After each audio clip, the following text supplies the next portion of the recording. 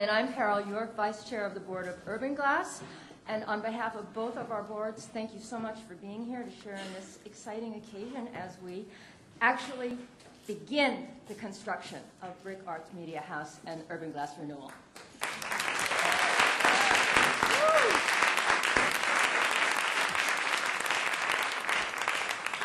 Before we start our program, we'd like to thank the Mark Morris Dance Group for all they have done to accommodate us today. We know it's been quite a job, and we are truly grateful.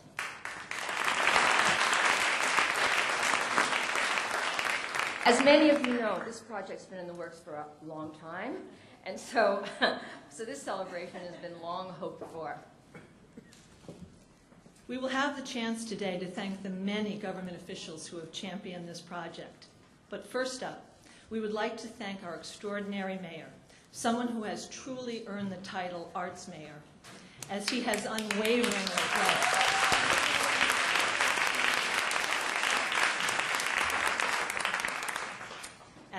unwaveringly and generously championed the arts, artists, and arts organizations in New York City over the past 10 years. Mayor Bloomberg, we are deeply grateful for all you've done for Urban Glass and BRIC, and also for all the other arts organizations in the city. Please come up to the podium. Carol, I was just looking, you standing next to Lizanne, and it's like me staying next to Diana Taylor. And it turns out the two of them went to school together, so there was something in the water in Hanover, New Hampshire, I think, that got them to grow tall. I don't know. If my old piano teacher was told that I was going to be called the Arts Mayor, she would not have believed it. But then life is full of surprises. The truth of the matter is we do not have an Arts Mayor. What we have, which is even more important, is we have an Arts First Deputy Mayor sitting right over there. And between Patty and our great Commissioner for the Department of Cultural Affairs, Kate Levin, this city is very well served. Anyways, life is full of surprises. We just came from the Strand Theater building. Back in the olden days, it was a top vaudeville theater. Most of you wouldn't know what vaudeville was. Harry Houdini, I'm told, wowed his audiences with his astonishing escapes right from there. Who knew? I looked around, but I couldn't find him, so he's escaped permanently. The building is about to make a thrilling breakthrough of its own, however, or breaking out from what it's been for a while. And with today's groundbreaking, it is about to become even brighter, and a brighter star in the brilliant constellation known as Brooklyn's BAM Cultural District.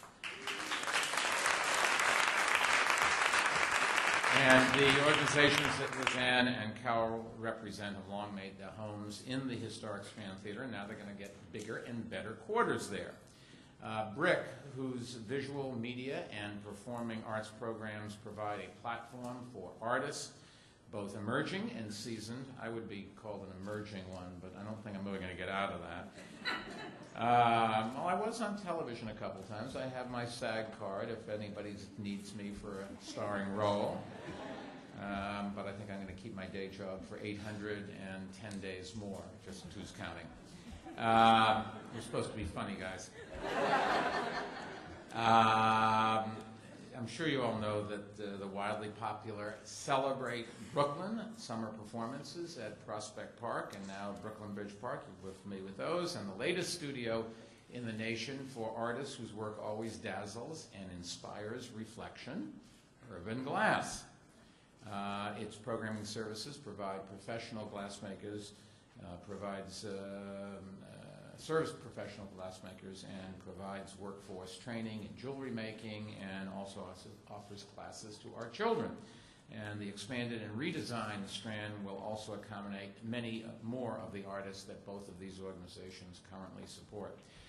Brooklyn architect Tom Lacer, who did such outstanding work on the recently completed expansion of the Museum of the Moving Image in Long Island City, has designed this project, and if you take a look at his plans, you can see that he has been commended for excellence in the city's design commission on the flat screen monitors here we have on stage. But this is a guy who really is going to make a difference and has in the city. Our administration is So convinced we're committing $33 million in capital funds to this project, but not just because it has such a pretty face. We're doing it because we think it's a sound investment in the economy of our city. You know, the success of the BAM Cultural District, an idea conceived and promoted by BAM's incomparable Harvey Lichtenstein, proves my point. The district already encompasses 40 wonderful cultural organizations clustered around BAM, the Brooklyn Academy of Music. And they include our host, the Mark Morris Dance Center, 651 Arts, and also all the groups housed at the 80 Arts Building and the Alliance of Resident Theaters South Oxford Space. So this is something people, you know, when they think about Brooklyn, BAM is probably the first thing that comes to mind. The truth of the matter is, I think in the last 10 or 15 years, Brooklyn has been the borough that has grown the most and changed the most. Brooklyn, if Marty Markowitz had his way, would be the second largest city in our country. Marty, sorry, it's not going to be. But it certainly is one of the most exciting cultural destinations in our city. It's already attracted more than 500,000 visitors each year to what not so long ago was a fairly desolate and blighted pocket of Brooklyn. The cultural organizations centered here continue to fuel business activity and generate new jobs in nearby restaurants and other businesses, as well as other cultural organizations. And those are the kind of jobs that really are vital to our economy. And we're confident that those job numbers will grow as construction in the cultural district continues. And with the launch of this project, the recently begun work on a home for the Theater for a New Alliance and also the soon-to-be-completed BAM Fisher Building are really going to make a difference here. The Strand project is a real team effort and includes our Economic Development Corporation, represented by its president, Seth Pinsky, our city's Cultural Affairs Department, represented by Cultural Affairs Commissioner Kate Levin, who is probably the greatest advocate for fostering community-based cultural activities that New York has ever seen, Patty, who tells me what to do. And it's obvious we also would never do anything, get anything done without the great help of Speaker Christine Quinn and her colleagues in the City Council and Brooklyn Borough President Marty Markowitz, who supported them generally. And our partners in Albany.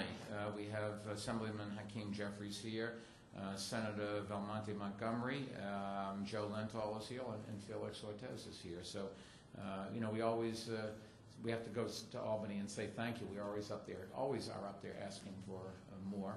It'd be nice to say thank you every once in a while. Only because that's the way to get more. Let's be practical about it. And also could not have been done without the leadership and boards of BRIC and Urban Glass. So this is a great day for both of these organizations and for a borough whose well-deserved reputation for innovation and excellence in the arts is about to get even better. I would love to stay, but I'm off to two other events which are overscheduled already. And one of them, very sad, a memorial service for all the police officers that have died in the history of this city. And I would urge you, if you ever have time, it's really instructive of how this city has changed, to go to the memorial in Battery Park City, where they have the names of every police officer that's died since the police department was founded and the dates. And go back and look and see what happened in the 70s. There was a police officer killed every second week in this city. Today, we have some police officers dying from working on the recovery and then rescuing the recovery effort downtown from cancer. But then, thank God, very few police officers are shot, although certainly enough people with guns that we've got to really worry about it. But the city's changed. We're all beneficiaries of it, and we're all part of making it. And I just wanted to say thank you for what you do. If there's any group of people we could put together in Brooklyn that really have helped change this city, I think they're sitting right here. So thank you, and thank you both.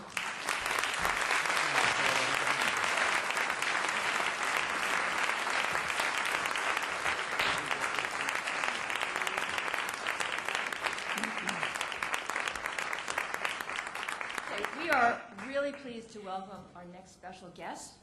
This project has received extraordinary support and guidance from many esteemed members of the New York City Council under the great leadership of Council Speaker Christine Quinn. We are thrilled to welcome her today. Please welcome to the podium Christine Quinn. Thank you both very much, and I really want to thank all of the staff and board and everyone who is part of BRIC and Urban Glass, Leslie and Dawn and Peter Ashkenazi and Liz Ann and Lynn and David and everybody else I just forgot. But everybody at BRIC and Urban Glass, thank you all so much. I just want to recognize some of my colleagues who are with us today. In addition to the assembly members that the mayor mentioned, we have Jim Brennan with us, or Jim was here before, I don't know if he's still here. We have the chair of our finance committee, who really nothing happens in the capital budget without Dominic Emrecchia Jr. We have the BAM Cultural District's council leader, Tish James. So Tish, thank you for being with us. We have council member Steve Levin with us, and Councilmember Dr. Matthew Eugene with us as well as Brooklyn. And we had Councilmember Brad Lambert here before. I don't know if Brad had to leave or not. And I want to echo the mayor's thanks to Seth and EDC, to Kate and everyone at DCA, to Deputy Mayor Patty Harris. But the truth is, in addition to having a cultural mayor and first deputy mayor, we have a Brooklyn cultural Brooklyn Borough president, an arts borough president. And one of the things about Marty's perspective on arts and culture, as we say in Brooklyn, right, Marty, is it should be for everybody, and it should be accessible, and it should be in our neighborhoods, and it should be everywhere. And I think this project of BRIC and Urban Glass really, in a very substantial way, embrace that very important philosophy. Because the thing about arts and culture is, if it's only, and I'm from Manhattan, I love Manhattan, don't get me wrong, but if it is only in Manhattan, then it seems as if it's a destination you scrape money to get to go to once a year. And that's really not what it's about. It's about having places and spaces like BRIC and Urban Glass where you can explore, where you can learn, where you can be hands-on, where you can be part of artistic and cultural experiences that represent you and your family and your community. So this district is bringing us that in Brooklyn. This district is challenging other parts of Manhattan to do it. It's challenging other parts of the city and other boroughs to do it, which is a little bit of a pain in the neck to us at the council because that means more people want money, but that's a good thing too. And I just want to thank you all for bringing us this amazing cultural resource. And I knew that this BAM Cultural District had made it, and it's going to make it even more now with BRIC and Urban Glass when my sister, who I love, but lives in Connecticut and is a bit of a cultural snob, I would say that to her face, said she really prefers to go to Brooklyn now for her art. And she's not really a cultural snob. Her husband is the doctor, as my father said. But, you know, this is just very, very exciting. And I really also just want to add a couple of other thanks. Our first deputy director of our finance division, Jeff Rodas, who reminded me that we first started funding this in the council in a sum total of $12 million when I first got elected to the city council in 1999. So this is a long-term commitment, probably too long from the perspective of why did it take so long, but very exciting to get to see it come to fruition. So thank you, Jeff, and also Danielle Cuccaro, our cultural liaison. And I can't wait to come back for the first glass blowing class. I don't know how to do it, but I love to watch it. There is something so remarkable about seeing something that looks like a blob become something beautiful that you can't, that you just wonder at. And something, when light shines through it, it's different at every moment of the day. And I just think there's a great lesson in that for all of us as we struggle through these difficult times. So thank you all for this labor of love, which even today reminds us of what we need to hold on to in our lives. So thank you guys very, very much. And I, too, am going to run off. But thank you and have a wonderful rest of your day.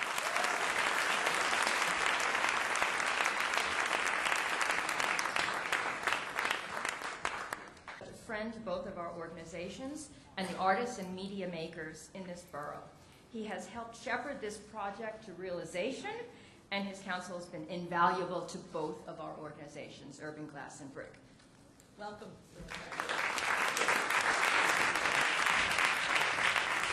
Now that the mayor had to leave and Christine Quinn, now it's family, okay? This is our Brooklyn family. We can talk now. Anyway, but I certainly want to thank the mayor for his outstanding leadership and Christine Quinn. We're very fortunate in our city to have their great services. We really, really are. Kate Levin, someone I always look up to, is our Cultural Affairs Commissioner, that's for sure. And I want to say something about Lizanne Fontaine.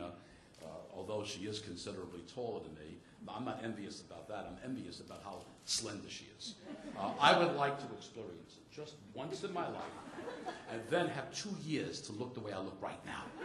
It would be a ball for me. I'd have the time of my life, I have to tell you. However, I do have something very special about Carol York, because obviously you proved that the best things come in small packages. And we can look at each other eye to eye all the time. So anyway, thank you both for your outstanding leadership. Peter Ashkenazi, to me, you're the hero, always. Peter is always behind all the great things that are happening in this borough. And you're part of that other government, the permanent government of Brooklyn. And Peter, thank you for your outstanding leadership. And then, I want to do that, absolutely. And then, of course, there is no one who knows how to raise funds and development better than Karen Brooke Hopkins. I have to tell you, this woman's a genius. There is no question about it. From Harvey Lichtenstein to Karen, there's no question that the BAM Cultural District, it's amazing as we see it continue to unfold for this and future generations. Lynn Nottage, I certainly congratulate you, and David Lindsay are there, congratulations. And Urban Glass, Dawn Bennett, of course, and artist Rob Wynn, EDC, newlywed Seth Pinsky, we congratulate you once again, and under his leadership, really, he lives in Brooklyn, by the way. I can share that with you. And I have a pact with him. Whatever the city spends, if Brooklyn gets 75%, I'm all right with it. He's getting there little by little. But thank you very, very much, Senator. And I think we can all agree that the building we're breaking ground on today is truly a groundbreaking building, one that we were thrilled to support. By the way, the plans of this started way before I was borough president, that's for sure. It shows you sometimes it takes an awfully long time for things to happen in this city, as you know, from idea to the action, to the realization. But the good news is sometimes you have to wait a little longer to make sure it's right and make sure it comes out to be stupendous, which this will be. Two of the most dynamic art organizations in our city, and that's the city of Brooklyn and the city of New York, transforming this building into a vibrant cultural center that will hum with the excitement of glass artists and video makers' performances, exhibitions, and workshops. Urban Glass was the first artist access glass center in the country, and today it truly is the largest. Hundreds of glass artists have passed through these doors, as you know, and over the coming years, thousands more will follow. This will be a major tourist attraction for New Yorkers and for people across the country and the world. It really will be. They'll be able to enjoy the breathtaking drama of glass artists at work, and since Brooklyn is now a major tourist destination in our own right, by the way. Among its many projects, I'm proud to note that every year, Urban Glass designs our Barbie Awards, by the way, which we present at our annual book festival for great literary achievements and authors here in America. As for BRIC, if I listed the many ways the organization added to the cultural landscape, we'd be here all day, so let me be quick. BCAT, of course, the premier public access television in New York. No question about it. And really, under its leadership, I really want to say it's doing great, great work. And of course, Celebrate Brooklyn concerts. Really, just to see the Brooklyn teaming with especially younger people that come from all over the New York area for these great shows. And it's wonderful to see, and the life and the vibrancy that we have here. All I can say, Leslie, you know, she's the, how do I talk about Leslie? She's someone who I may have known all my life, but I know her all my life. She's cut from the same cloth that I was cut from. And I understand, you're the boss, and we accept that. So you just understand her passion or an enthusiasm, well, get out of the way. It's very, very simple. So Leslie, congratulations for your determination and your resilience. I really, really mean it. Thank you.